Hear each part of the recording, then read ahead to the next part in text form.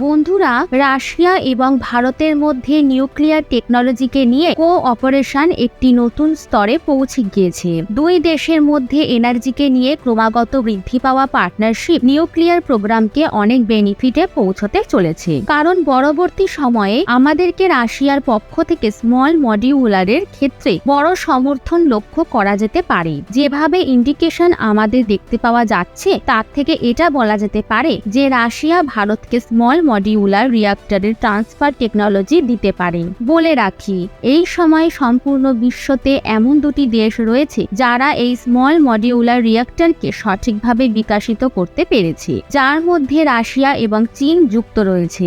এমনকি আমেরিকাও এখনো পর্যন্ত এই মডিউলার রিঅ্যাক্টরকে সঠিকভাবে তৈরি করতে পারেনি। আর আমেরিকার প্রথম মডিউলার রিঅ্যাক্টর 2030 সালের আগে তৈরি হবে না। বন্ধুরা, যদি আমরা এই স্মল মডিউলার রিঅ্যাক্টরের ক্ষেত্রে রাশিয়া থেকে ট্রান্সফার অফ টেকনোলজি পেয়ে যাই, তাহলে আমরা এই কাজ আমেরিকার থেকেও আগে করতে পারবো।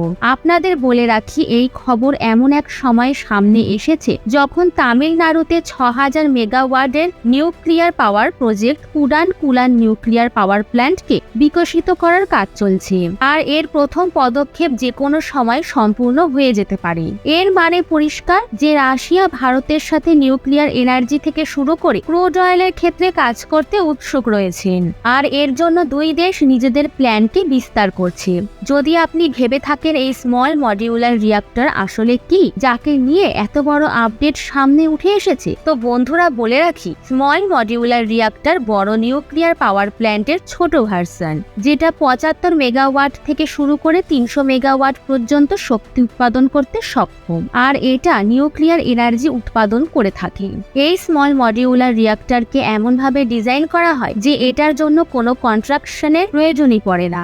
এছাড়াও এটাকে ফ্যাক্টরির মধ্যেই ম্যানুফ্যাকচার করা হয়ে থাকে। এরপর যে জায়গায় এই মডিউলার রিঅ্যাক্টরকে ব্যবহার করা হয়, সেখান পর্যন্ত একে ট্রান্সপোর্ট করে তারপর একে অপারেশনাল করা হয়ে থাকে। একে নিয়ে একটি বড় অ্যাডভান্টেজ এটা রয়েছে যে এই স্মল মডিউলার রিঅ্যাক্টরকে বড় কনভেনশনাল নিউক্লিয়ার প্ল্যান্টের তুলনায় না কেবল সস্তা, বরং এর সিকিউরিটি প্রোটোকলও অনেক ভালো, যেটা ভারতের জন্য আকর্ষক তৈরি করে।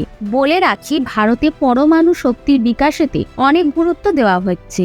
আর সব পরিকল্পনা যদি টাইমলাইন অনুসারে হয়, তাহলে 2031 সালের মধ্যে ভারত 22,000 মেগাওয়াটেরও বেশি পারমাণবিক শক্তি প্রত্যেক বছর তৈরি করতে সক্ষম হবে। আর স্মল মডিউলার রিঅ্যাক্টর আমাদের প্রয়োজনীয়তাকে সম্পূর্ণ করতে অনেক গুরুত্বপূর্ণ ভূমিকা পালন করবে, এমন এলাকাতে যেখানে বড় নিউক্লিয়ার পাওয়ার প্ল্যান্ট লাগানো সম্ভব নয়। দেশের যে জায়গা দুর্গম এবং পাহাড়ি, সেই এলাকাতেই নিউক্লিয়ার পাওয়ারের সুবিধাকে বেশি গ্রহণ করা হবে।